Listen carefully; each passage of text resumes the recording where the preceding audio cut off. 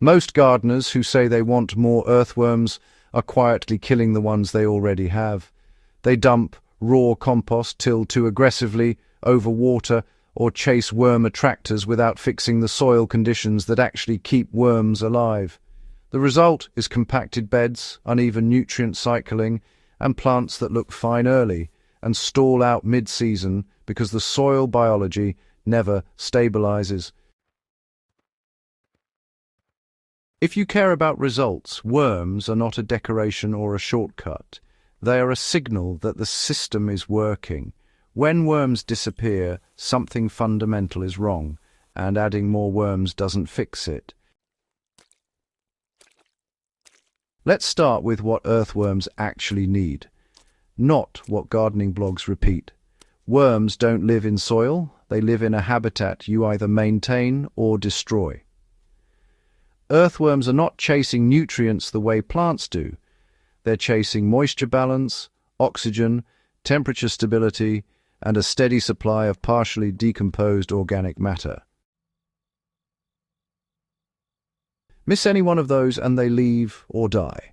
In my raised beds, I can tell within 2 weeks whether a change helped or hurt the worm population just by turning back mulch and looking for castings along the soil surface. Moisture is the first gatekeeper. Worms need soil that stays damp but never saturated. In practical terms, that means soil that holds together when squeezed, but breaks apart with light pressure. If water pools on the surface or drains straight through in seconds, worms won't stay. In backyard beds, that usually means improving aggregation, not watering more. I've seen gardeners drown beds daily and still have dry worm zones 6 inches down because the structure was broken. Oxygen matters just as much. Worms breathe through their skin. Compacted soil suffocates them even if moisture looks fine. Tilling might feel productive, but honestly it collapses pore structure and creates this cycle of crusting and compaction that worms just avoid altogether. Temperature is, well, the quiet killer most people ignore.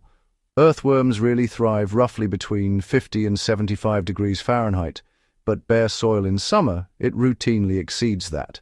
Mulch isn't optional if you want worms. In my beds, a consistent 2 to 3 inches of organic mulch keeps surface temperatures low enough that worms feed near the top, instead of retreating deep and going dormant. Food matters, but not quite the way people often think. Fresh organic matter does not attract worms, actually it repels them. Worms, well, they feed on the microbes that are breaking material down, not the material itself. So when gardeners dump raw kitchen scraps or uncomposted manure into their beds, they're actually creating these hot anaerobic zones that drive worms away. I've watched worm counts crash in just a week after someone added what they thought was extra fertility in the form of fresh inputs. What really works is aged, microbially active material.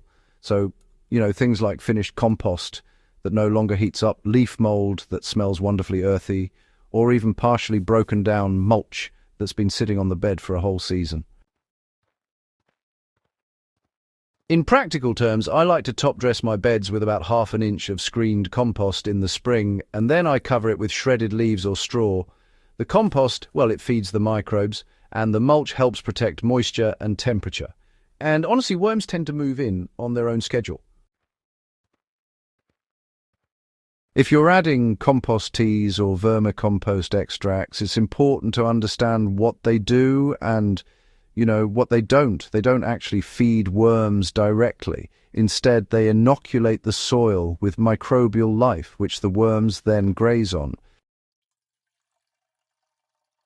So I use vermicompost tea at roughly 1 cup of castings per 5 gallons of water, aerated, for about 12 hours. And then I apply it to the soil, not the leaves. Used sparingly, it really speeds colonization. But if you use it constantly, well, it does nothing extra. Stop tilling if you want worms to stay. This is where I'm blunt. If you till regularly, you are choosing short-term ease over long-term soil function. Tilling chops worms, destroys burrows, and collapses fungal networks that stabilize soil aggregates. Yes, you'll still see worms after tilling sometimes. They're survivors. But populations never build to the density that actually changes soil structure. In raised beds, I haven't tilled in years. I loosen soil once when building the bed, then let roots, worms, and moisture cycles do the rest. If compaction develops, it's almost always from foot traffic or, poor organic matter management, not from a lack of tillage. In-ground gardens, honestly, benefit even more from restraint. If you must loosen soil, use a broad fork and, lift gently without turning layers. You'll preserve worm channels instead of destroying them. Mulch is not decoration, it's worm infrastructure. Bare soil is, hostile territory. Worms need cover from light, predators, heat, and drying winds. In every system I manage, mulch is present year-round, even in winter. Leaves, straw, shredded bark, wood chips in paths, all of it counts. The mistake people make is burying mulch too deeply, or mixing it aggressively into soil. Mulch belongs on top. Let fungi and microbes pull it down over time. When I peel back mulch and see castings at the interface between soil and organic cover, I know the system is balanced. In small backyard beds, 2 inches is a minimum. In hot climates, 3 to 4 inches is better.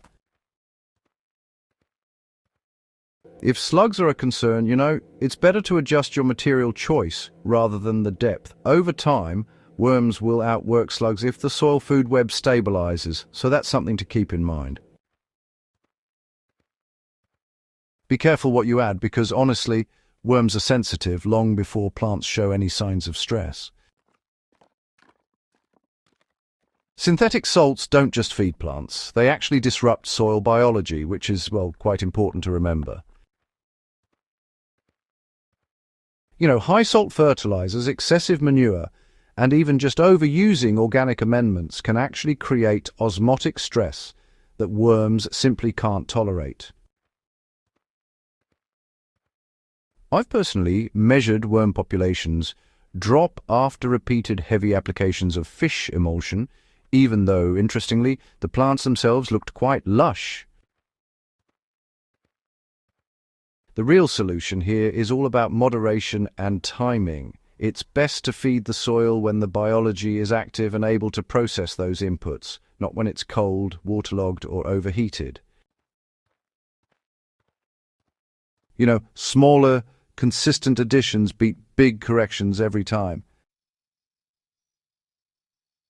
If you're using wood-based mulches or chips, balance really matters.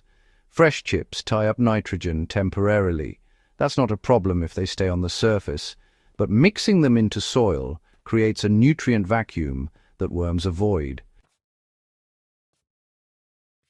I keep chips strictly in paths or as surface cover and let fungal networks do the work. So what about adding worms directly and, when that actually makes sense? Buying worms only works if the habitat is already suitable. Dumping worms into dead soil is, honestly, just a waste of money. They leave, die, or will simply become bird food. I only introduce worms after moisture, structure, and organic inputs are dialed in. In new raised beds with sterile media, adding a small starter population can speed things up. I'm talking a few hundred worms per bed, not pounds. So just water lightly, cover with mulch, and then, honestly, just leave them alone. Within a season, reproduction will fill the gap if the conditions are right. Never add composting worms like red wigglers to deep garden soil expecting them to behave like earthworms. They actually occupy different niches. Red wigglers, belong in compost systems or very high organic layers, not mineral soil. So hydroponics is really a different conversation altogether, and, well, worms just don't belong there directly. You see, worms don't actually live in hydroponic systems, and honestly, trying to integrate them directly tends to cause more problems than benefits. What does work, though, is using vermicompost-derived inputs responsibly. I've personally used filtered vermicompost teas at low concentrations in soil-less systems as microbial inoculants, but only with very careful oxygenation and filtration. For most growers, the better approach is actually separating systems. Let worms do what they do best in soil and compost. Then extract value through castings or teas applied thoughtfully.